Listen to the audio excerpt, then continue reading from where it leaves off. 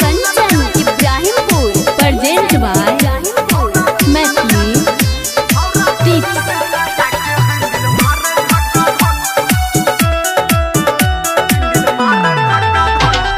नाचो एले नाच के नचनिया रे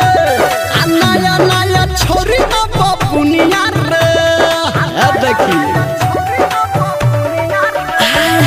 नाचो एले नाच के नचनिया रे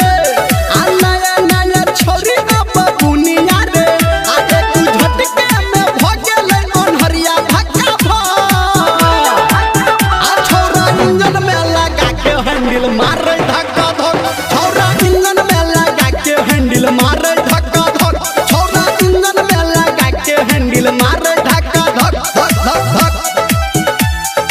मां Gayatri recording studio by Vikesh भोजपुरिया।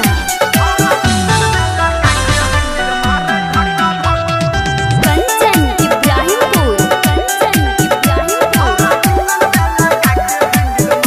हे हल्ला गुल्ला हुआ लगले एकरे ऊपर छौरा डीजे वाला कर लगले झकर रे हल्ला गुल्ला हुआ लगले एकरे ऊपर छौरा डीजे वाला कर लगले झकर सब अनहरिया में कर लगले एकरा टका टक छौरा इंजन में लगा के हैंडल मारे धक्का धक छौरा इंजन में लगा के हैंडल मारे धक्का धक छौरा इंजन में लगा के हैंडल मारे धक्का धक धक धक धक। Kanchan present by Maithili tips. Kanchan Ibrahimpur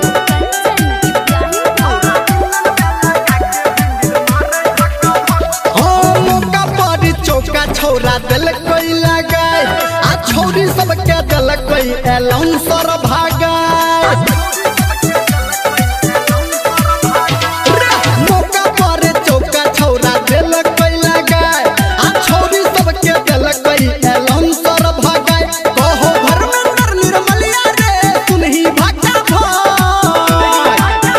छौरा इंजन में लगा के हैंडल मारे धक्का धक छौरा इंजन में लगा के हैंडल मारे धक्का धक छौरा इंजन में लगा के हैंडल मारे धक्का धक धक